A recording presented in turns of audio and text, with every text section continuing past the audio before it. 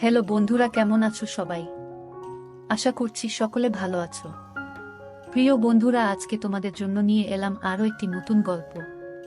আশা করছি তোমাদের দাঁড়িয়ে যাবে, তাই ভিডিওটা শুরু থেকে শেষ পর্যন্ত দেখো। আমি আরমান, থাকি ঢাকার মহাখালীতে। আমার জীবনে ঘটে যাওয়া সম্পূর্ণ সত্যি কাহিনী আজ আপনাদের সামনে তুলে ধরছি। এখানে এক ফোঁটাও মিথ্যে নেই, সম্পূর্ণ ঘটনা বলবো।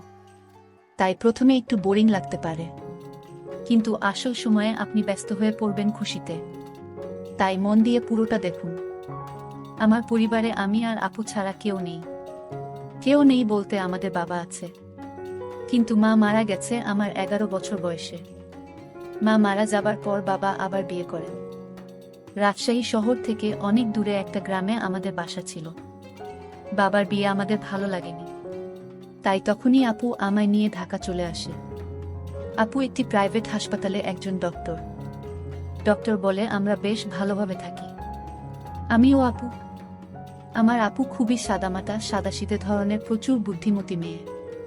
ও বলতে ভুলেই গেছি, আমার বয়স 22 আর আপুর 29। আপু আমায় মা বাবার আদর দিয়ে বড় করেছে, সবসময় আগলে রেখেছে। তো ঘটনার সূত্রপাত হয়েছে খুবই নাটকীয়ভাবে। আমি ইন্টার শেষ করে বর্তমানে মেডিকেল বিএসসি করছি। আপুর যোগাযোগ থাকায় আপুর হাসপাতালেই সুযোগ পেয়েছি আমি। আপুর সাথে গাইনি ও প্রসূতি ওয়ার্ডে আমি ইন্টার্নি করছি।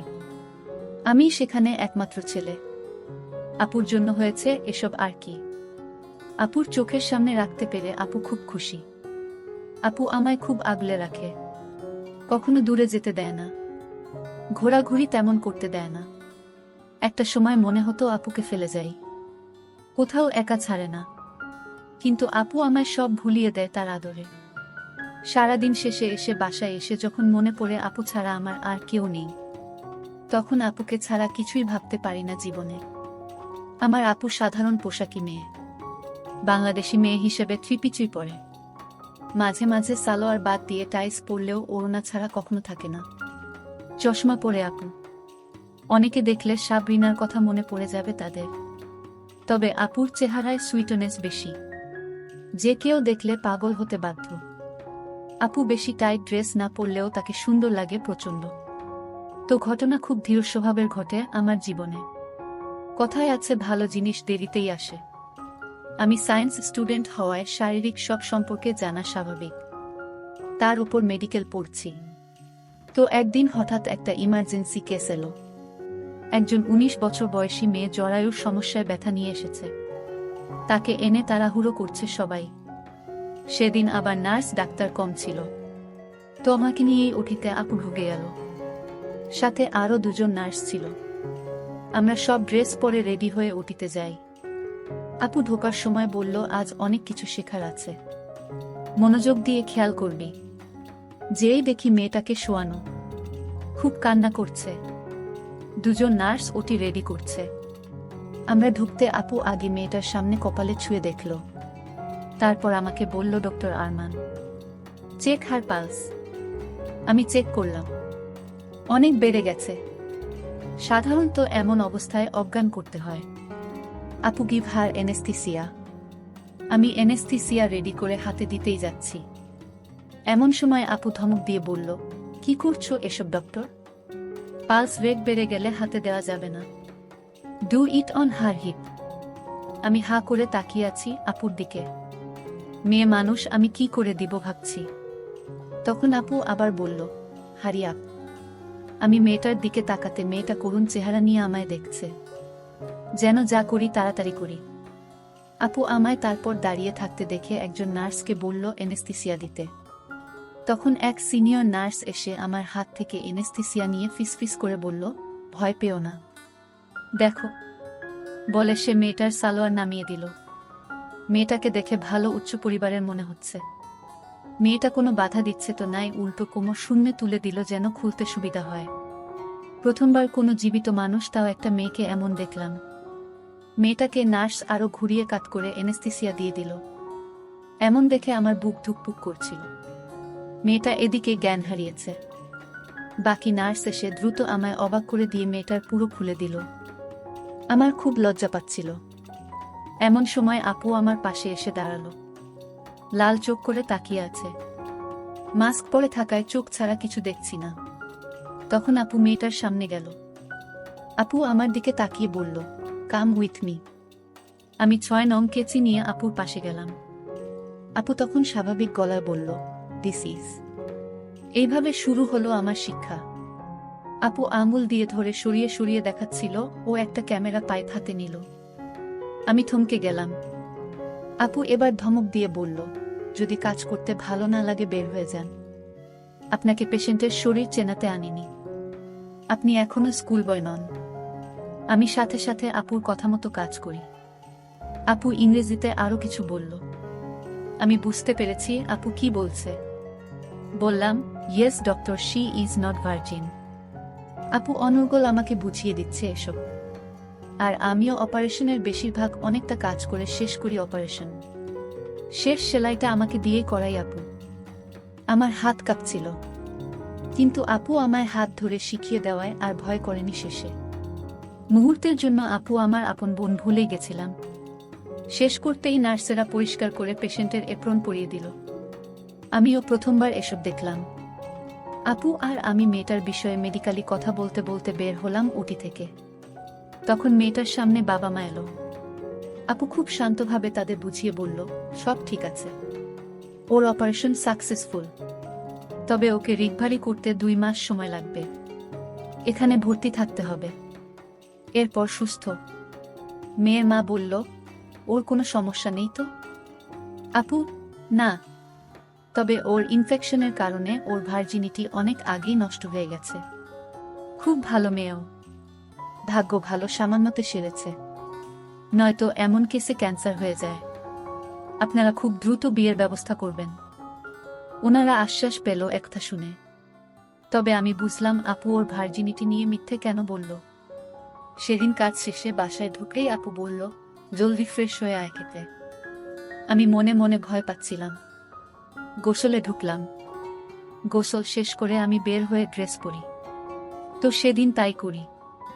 বের হতেই সামনে আপু। আমরা দুজনেই কয়েক সেকেন্ড হয়ে দাঁড়িয়ে আছি। হঠাৎ সম্বিত ফিরতেই তোয়ালে দিয়ে ঢাকলাম ও আপু হুট করে পিছন ফিরে বিষয়টা চাপা দিতে বলল, এত সময় লাগে গোসল করতে? তাড়াতাড়ি আয় খেতে। বলেই আপু বেরিয়ে গেল। আমি দ্রুত দরজা লাগিয়ে বিছানায় বসে পড়ি। প্রচণ্ড লজ্জা লাগছে। আপুর সামনে এ অবস্থায় আমার বহিঃপ্রকাশ খুবই লজ্জাকর। আবার আপুর ডাক ডাইনিং রুম থেকে। আমি দ্রুত প্যান্ট শার্ট পরে নিচে নামলাম। আপু টেবিলে খাবার লাগিয়ে বসে আছে। আমি চেয়ারে বসলাম। লজ্জায় আপুর দিকে তাকাতে পারছি না। কিন্তু আমার আপু প্রচণ্ড বুদ্ধিমতী, তা আবার প্রকাশ করল। এই বিষয়টা ভোলাতে বলল, অতীতে এমন খামখেয়ালি হলে সমস্যা হবে। এমন করলে চলবে না। আজ এমন করলি কেন বলতো? আমি কোনো কথা বলছি না ভয়ে। আপু, একটা কথা জিজ্ঞেস করছি। আমি, সরি আপু, আগে কখনো ওটিতে ঢুকিনি, তার উপর প্রথমবার কোনো মেয়েকে। বলেই চুপ করে গেলাম। আপু কিছুক্ষণ চুপ থেকে বলল, শোনো, আমার দিকে তাকা। আমি তাকালে আপু খুবই স্নেহময় হয়ে বলল, শোনো, পেশেন্ট কখনো ছেলে বা মেয়ে হয় না। যখন তুই ডাক্তার তখন তোর সামনে জাস্ট একটা বড়ি। তখন তা তোর উপর ভরসা করা একটা বড়ি। তুই অন্য কিছু না ভেবে কাজে মন দে। আরো অনেক কিছু আপু বুঝিয়ে দিল। সব কথা শেষে বলল, কোনো প্রশ্ন আছে? আমি, যদি কিছু মনে না করো তাহলে একটা কথা বলি। আপু, বল। আমি মেয়েটার বাবা মাকে মিথ্যে কেন বললে আপু? আপু মুচকি হেসে বলল, মেয়েটা প্রচণ্ড ভয়ে ছিল। এমনিতেই জরায়ুর মতো বড় সমস্যা, তার উপর যদি এই সত্যিটা সামনে আসতো তাহলে খুব খারাপ হতো ওর জীবনে। একটা মেয়ের কাছে ইজ্জত সবচেয়ে জরুরি, আর ইজ্জত হারালে জীবন থাকার মানে নেই। সমাজে অবহেলিত, বাবা মার অসম্মান, বিয়ে না হওয়া, আরও কত সমস্যা। কিন্তু এখন বিষয়টাকে অসুস্থতাজনিত করে দিয়েছি বলে ওর ভবিষ্যৎ আর ঝুঁকিতে পড়বে না। বুঝেছিস? আমি, জি আপু। আপু কয়েক মুহূর্ত তাকিয়ে রইল আমার দিকে। এরপর কয়েকদিন আমার মনে হলো আপুর মনটা খারাপ। প্রায়ই আমার দিকে তাকায় ও মনটা ভারী করে ফেলে। একবার আমি বললাম, আপু, কি হয়েছে? তোমার মন খারাপ কেন? আমার কোনো কাজে তুমি বিরক্ত? আমি আর ভুল করব না আপু, প্লিজ আপু। আপু কথা না বলে আমায় অবাক করে হঠাৎই জড়িয়ে ধরল তার বুকে। আগে কোনোদিন আপু আমায় এমনটা করেনি। এই প্রথম এমনটা হওয়ায় যেমন অবাক, ঠিক তেমনি মনে হলো পৃথিবীর সবচেয়ে শান্তির জায়গা পেয়েছি। দেখি আপু ঘন ঘন নিঃশ্বাস নিচ্ছে। হঠাৎ তখনই সেই মেয়েটার ড্রেসিং করাতে এলো। আমাদের এই বিষয়টা অবশ্য কেউ দেখেনি, আর দেখলেও সমস্যা হতো না, কারণ সবাই জানে আমরা ভাই বোন। ভাই বোন জড়িয়ে ধরা স্বাভাবিক। কিন্তু আমি চমক থেকে সরতে পারছি না। আমরা ওটি রুমে যেতেই আপু বলল, ডক্টর আরমান, আজ আপনি ড্রেসিং করবেন। Prepare for dressing. আমি আপুকে আর কষ্ট দিতে চাই না বলে মন ঠান্ডা করে রেডি হয়ে শুরু করলাম। একদম প্রফেশনালি মেয়েটার সামনে গেলাম। মেয়েটা আপুর দিকে তাকালো। আপু বলল, he is a doctor, no problem. ডাক্তারের কাছে লুকানোর কিছু নেই। আপুর মন মতো কাজ করলাম ও একটা ভুলও করলাম না। সব শেষে মেয়েটা আপুকে বলল, ডক্টর, আপনার সাথে একটা গোপনীয় কথা ছিল। আপু, আমি জানি কি বলবে। রোগের কারণে বিষয়টা চাপা দেয়া গেছে। এমন অনৈতিক কাজ আর করো না। আর প্রোটেকশন ব্যবহার খুবই জরুরি। মেয়েটা আপুর হাত ধরে ধন্যবাদ জানালো। এরপর দিন মেয়েটার ড্রেসিং আমিই করিয়েছি।